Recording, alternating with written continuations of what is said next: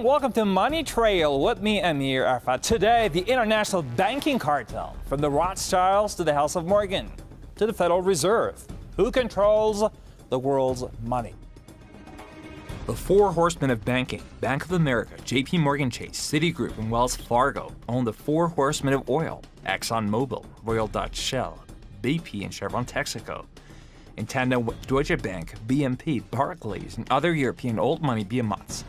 But their monopoly over the global economy does not end at the edge of the oil patch. According to company 10-K filings to the SEC, the four horsemen of banking are among the top 10 stockholders of virtually every Fortune 500 corporation. The fact is 52% of the New York Fed is owned by these 8 families. It's the Rockefellers, the Rothschilds, Goldman Sachs, Lehmans, Lazards, Warburgs, Kuhn-Loebs, and Israel Moses Seifs. And the latter family, that goes back to the Genoese bankers, you know, when they first moved into Europe. And these are just really old families. And you know the saying, money begets more money, you know, you got to have money to make money. Well, guess what? These people had money in the 16th century, whatever. And so, you know, many people estimate that the Rothschilds, the richest of these families, are worth over $100 trillion. The international banking cartel is a consortium of about 15 to 20 to 25 international banks of large magnitude with large amounts of political influence. These are the too big to fail banks around the world. They're too big to fail. They're too big to jail. And they are essentially the ones who control the private central banks of the world, because in most countries, United States, Britain, Germany, Japan, and so on down the line, the central bank is a privately controlled institution, even if it's not always, formally speaking, privately owned. The control that these banking families exert over the global economy cannot be overstated and is quite intentionally shrouded in secrecy. Their corporate media arm is quick to discredit any information exposing this private central banking cartel as conspiracy theory, yet the facts remain. And what my book is about is how they've established this total monopoly over the 3 most valuable commodities in the world: guns, drugs, and oil.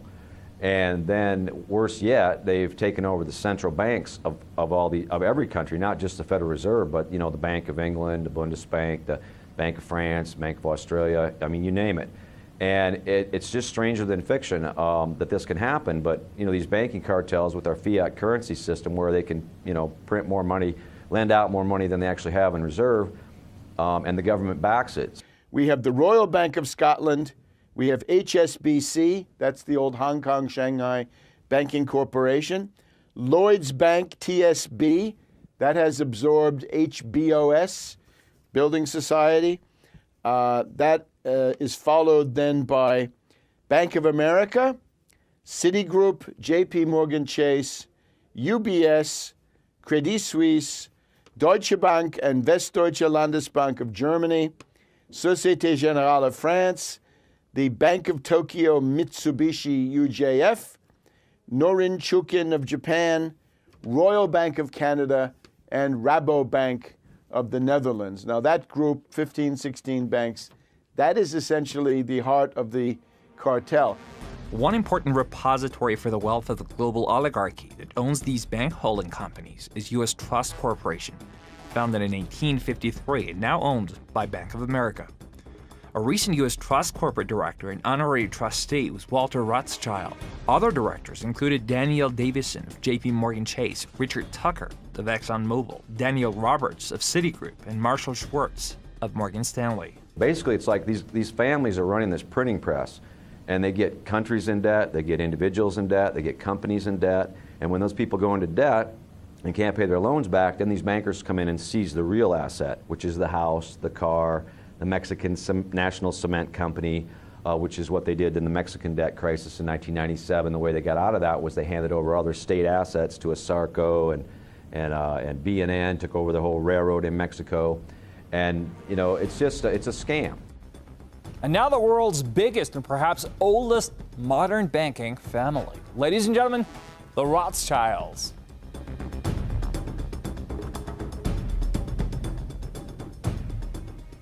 In 1694, William III teamed up with the UK aristocracy to launch the Private Bank of England.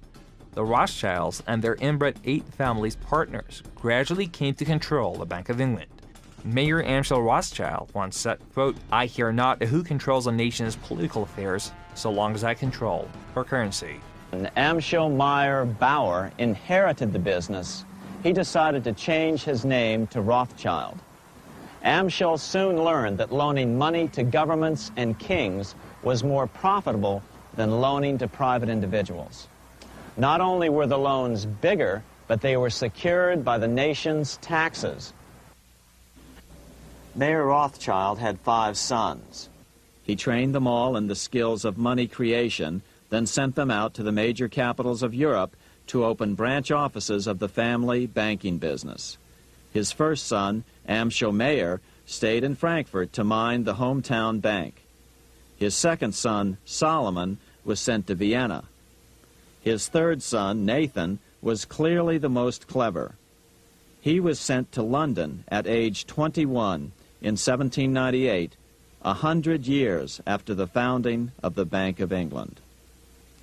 His fourth son, Carl, went to Naples, and his fifth son, Jacob, went to Paris. Rothschilds soon grew unbelievably wealthy. By the mid-1800s, they dominated all European banking and were certainly the wealthiest family in the world. The Rothschild family was a German banking family. Their original name was Bauer. They changed their name to Rothschild. The sons of Mayer Amschel Bauer Rothschild were spread out across Europe. They funded all sides of all conflicts. I guess the most famous instance of that is when they funded the Duke of Wellington and Bonaparte's army. They financed the Crimean War, and they financed, Napoleon and all that stuff. Wellington, both sides of that conflict, and that was the pattern. They started getting the royal families of Europe into debt to them, so they'd owe them money. This is the Waterloo battlefield about 200 miles northeast of Paris in what today is Belgium. Here Napoleon suffered his final defeat, but not before thousands of French and Englishmen gave their lives on a steamy summer day in July of 1815. The outcome was certainly in doubt.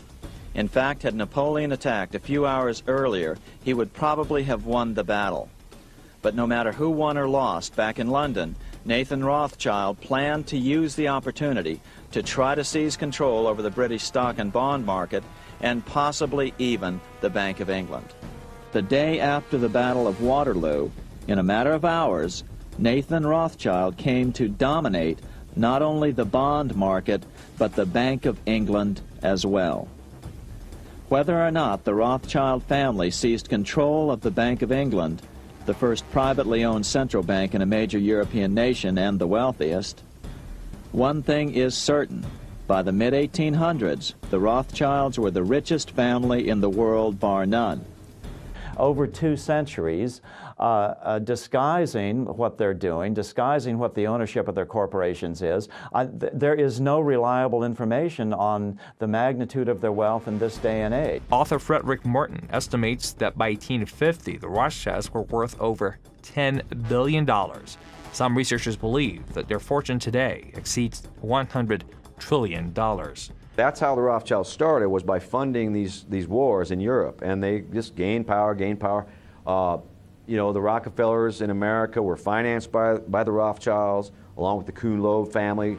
They financed Cecil Rhodes, making it possible for him to establish a monopoly over the diamond and gold fields of South Africa. In America, they financed the Harrimans and railroads, the Vanderbilts in railroads and the press, and Carnegie in the steel industry, among many others. In fact, during World War I, J.P. Morgan was thought to be the richest man in America. But after his death, it was discovered that he was actually only a lieutenant of the Rothschilds. By 1850, James Rothschild, the heir of the French branch of the family, was said to be worth 600 million French francs, 150 million more than all the other bankers in France put together. He built this mansion called Ferrier, just east of Paris.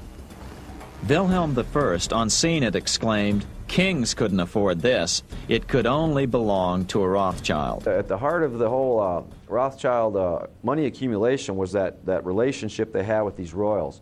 And then, then they started acquiring control of all these central banks. And once again, once you have, $1 billion, easy to make 10 billion. Once you have 10 billion, 100 billion's nothing. Once you have that, 100 trillion's nothing. Today, the Rothschilds control a far-flung financial empire, which includes majority stakes in most world central banks. They are founding members of the exclusive $10 trillion Club of the Isles, which controls corporate giants Royal Dutch Shell, Imperial Chemical Industries, Lloyds of London, Unilever, Barclays, Lorno, Rio Tinto Zinc, BHP Billiton. The Club of Isles is led by the Rothschilds and includes Queen Elizabeth II and other wealthy European aristocrats and black nobility. It dominates the world's supply of petroleum, gold, diamonds, and many other vital raw materials. You can't tell the difference between the Rothschilds and the Royals. It's all the same stuff. And they have joint investments. The biggest investment, I believe, is the Quantum NV Fund, which is based in Curacao, which interestingly is also home to the biggest oil refineries in the Western Hemisphere. It's just north of Venezuela. So they take all that Venezuelan crude, they take Nigerian crude there. They have these huge refineries. Royal Dutch Shell and ExxonMobil own them. And they also have this Quantum NV Fund. A lot of offshore stuff happens there. How about the American version of the Rothschilds? Who started banking in the U.S.? The House of Morgan presided over American finance from the corner of Wall Street, acting as quasi-U.S. central bank since 1838, when George Peabody founded it in London. The Morgan financial octopus wrapped its tentacles quickly around the globe.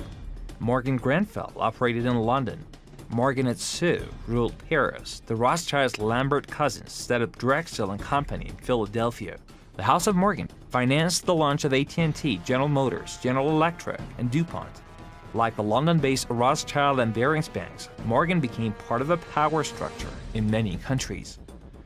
Morgan was the official U.S. representative of the City of London and British banking. He was London's man in New York City. This gave him dominant power. A recession in 1893 enhanced Morgan's power.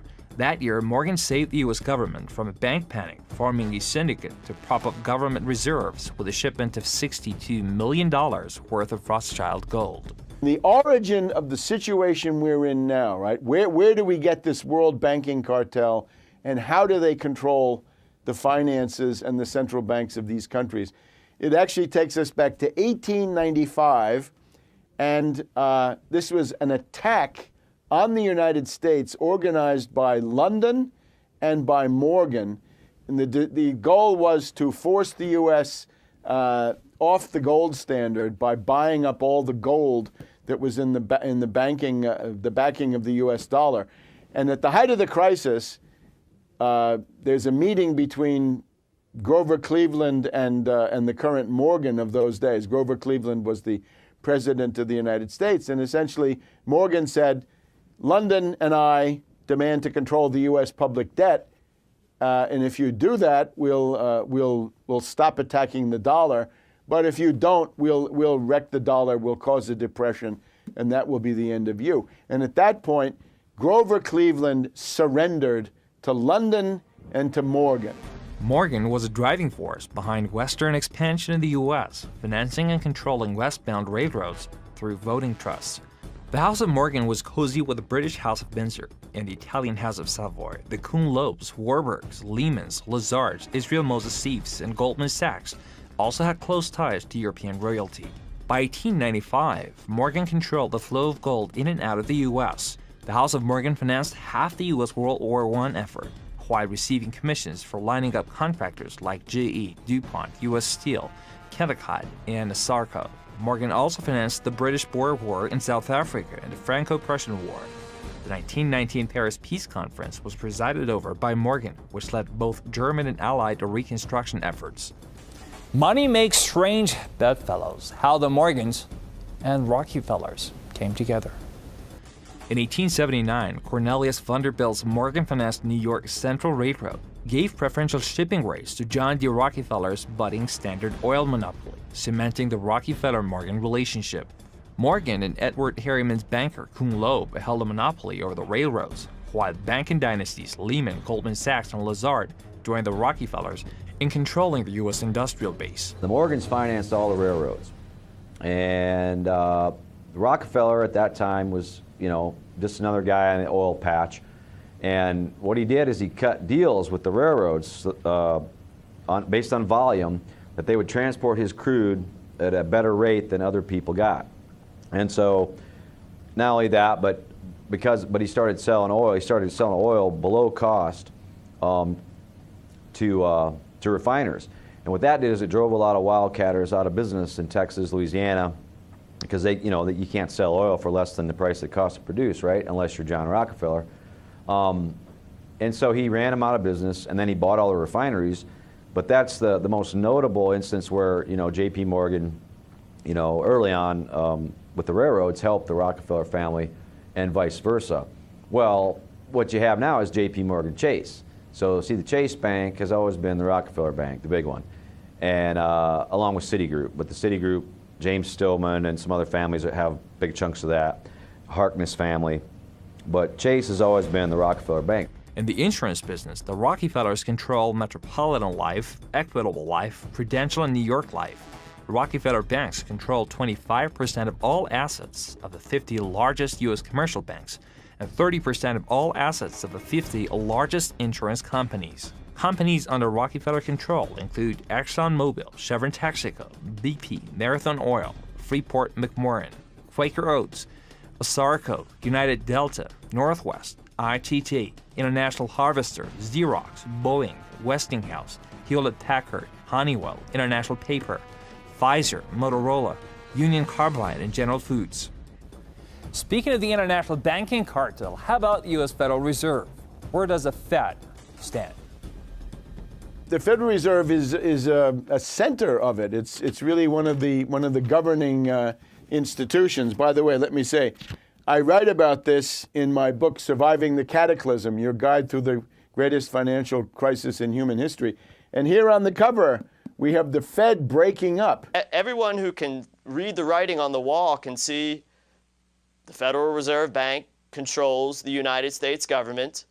They control every aspect of the economy, and they are controlled by a international bank according to the rules that everybody knows.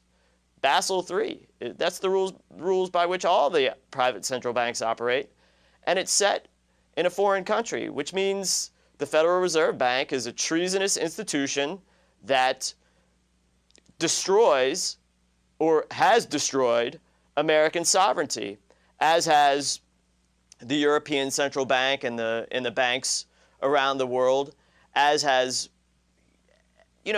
every nation where these Rothschild central banks operate out of. How about the central bank of all central banks? The Bank for International Settlements in Basel, Switzerland. The Bank for International Settlements is the most powerful bank in the world, a global central bank for the 8 families who control the private central banks of almost all Western and developing nations. The Bank for International Settlements is owned by the Federal Reserve, Bank of England, Bank of Italy, Bank of Canada, Swiss National Bank, Netherlands Bank, Bundesbank, and Bank of France. Naturally, it's a sinister institution, right? Secretive, wealthy, with no accountability, no transparency, no TV cameras, no nothing, all secret. This is the kind of thing that would have to end. It's hard to find out about it, for sure. This BIS crowd, Bank of International Settlements, it's in Basel, Switzerland. It's a central bank for central bankers. It keeps its head low. It's owned by the same families. And basically only comes out in times of extreme crisis. The Bank for International Settlements has been operating in Basel since, I believe, 1931, 1932. And it grows out of a distant world, but which is not so dissimilar from our own world. If you go back to the period after World War I, the most dangerous kind of financial debt were the reparations that Germany was required to pay billions and billions of dollars as a result of losing World War I and being blamed for World War I, which was not historically true. But it was impossible to have the reparations paid. Germany simply could not pay. Lord Keynes saw this at the time. Many others saw it at the time. So there were constant attempts to reorganize the reparations and keep them going.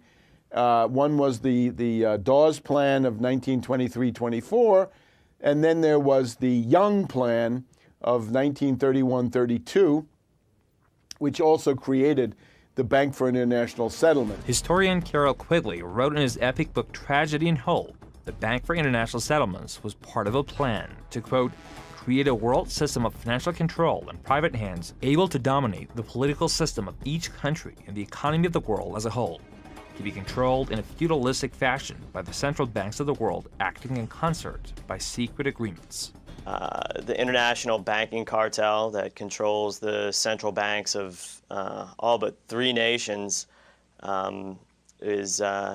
operates under the rules set by an international body called the Bank for International Settlements in Basel, Switzerland.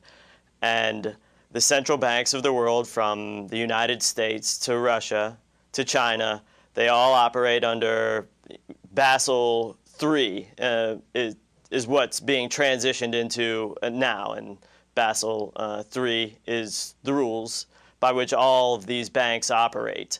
And there's, complex organizations, international organizations, and secret societies that carry out the will of these banks. And, the leadership of those groups are the major stockholders of the Bank for International Settlements. The Bank for International Settlements holds at least 10% of monetary reserves for at least 80 of the world's central banks, the IMF, and other multilateral institutions. It serves as financial agent for international agreements, collects information on the global economy, and serves as lender of last resort to prevent global financial collapse. It served as conduit for 8 families' funding of Adolf Hitler, led by Warburg's Henry Schroeder, and Mendelssohn Bank of Amsterdam. Many researchers assert the Bank for International Settlements is a detonator of global drug money laundering. It's a banking cartel that prints money out of thin air and charges people interest and leverages its war machine, which exhibits itself in the Russian military, the United States military, the Chinese military, and they play different nationalities of people off of one another in order to enslave the planet and consolidate their power. Politicians often declare wars, but who are the true warmongers? Who are the people that fund the wars? Who are the true war profiteers?